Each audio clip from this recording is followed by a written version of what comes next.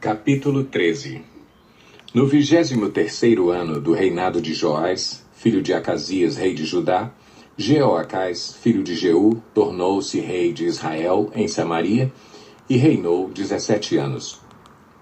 Ele fez o que o Senhor reprova, seguindo os pecados que Jeroboão, filho de Nebate, levara Israel a cometer, e não se afastou deles. Por isso, a ira do Senhor se acendeu contra Israel, e, por longo tempo, ele os manteve sob o poder de Hazael, rei da Síria, e de seu filho Ben-Hadad.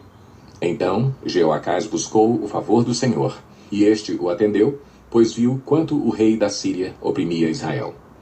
O Senhor providenciou um libertador para Israel, que escapou do poder da Síria. Assim, os israelitas moraram em suas casas como anteriormente. Bom, essa era a única razão porque alguns reis de Israel buscavam então a Deus, né? Essa foi a história de Israel desde o princípio. Durante um período de 450 anos, Deus livrou o povo da escravidão, né, da servidão, sobre as nações ao seu redor.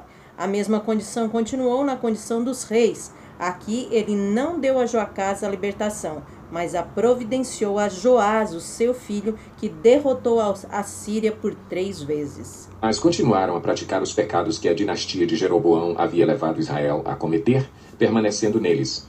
Inclusive o poste sagrado permanecia em pé em Samaria. De todo o exército de Jeoacás, só restaram 50 cavaleiros, 10 carros de guerra e 10.000 soldados de infantaria, pois o rei da Síria havia destruído a maior parte, reduzindo-a a pó.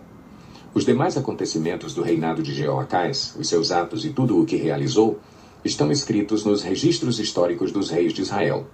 Jeoacás descansou com os seus antepassados e foi sepultado em Samaria. Seu filho, Jeoás, foi o seu sucessor.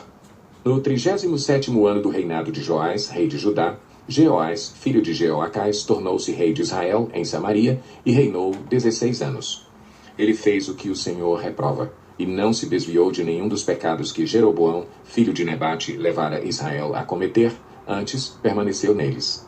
Os demais acontecimentos do reinado de Jeoás, os seus atos e as suas realizações, inclusive sua guerra contra Amazias, rei de Judá, estão escritos no livro dos registros históricos dos reis de Israel. Jeoás descansou com os seus antepassados e Jeroboão o sucedeu no trono. Jeoás foi sepultado com os reis de Israel em Samaria. Ora, Eliseu estava sofrendo da doença da qual morreria. Então Jeoás, rei de Israel, foi visitá-lo e, curvado sobre ele, chorou, gritando: meu pai, tu és como os carros e os cavaleiros de Israel. Bom, não foi registrado que tipo de doença Eliseu teve, né? Mas acredita-se que pode ter sido alguma debilidade já da idade avançada, né? Nesse tempo, Eliseu tinha servido como profeta por 66 anos, morrendo aproximadamente com 85 a 90 anos. E Eliseu lhe disse: traga um arco e algumas flechas. E ele assim fez. Pegue o arco em suas mãos, disse ao rei de Israel.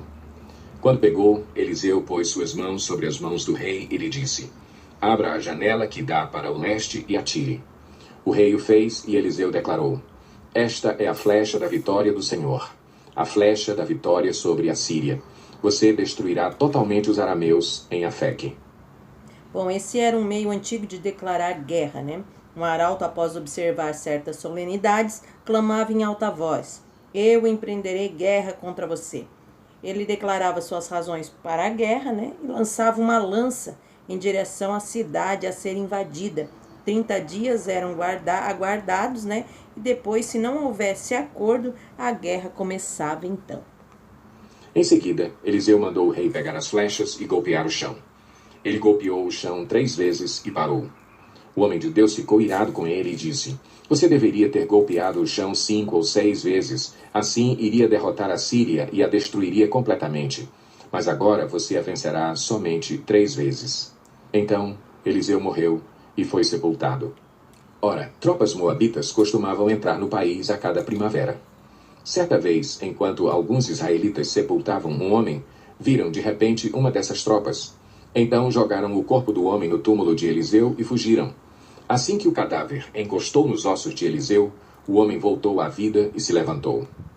Eles não usavam caixão, né? Eles somente envolviam o morto em roupas de linho e depositavam então ali numa tumba que ficava ao lado da montanha. Então, sendo fácil, de repente, depois de uma enxurrada, né, até mesmo o corpo vinha sair, mas claro, não foi o caso aqui. Eu estou apenas, né, falando, citando algumas possibilidades. Eles não usavam caixão, somente envolvia o corpo ali numa túnica, né, num pano de linho e jogavam ali, claro, faziam uma cova funda, né, para que não fosse qualquer chuva que viesse a descobrir o corpo. E eles lançaram então na tumba deste homem e o homem voltou à vida, né? Lançaram os ossos de Eliseu. E esse homem que já estava ali por ali enterrado, então ele volta à vida, né? Que poder de Deus que Eliseu tinha em sua vida. Glória a Deus. Hazael, rei da Síria, oprimiu os israelitas durante todo o reinado de Jeoacás.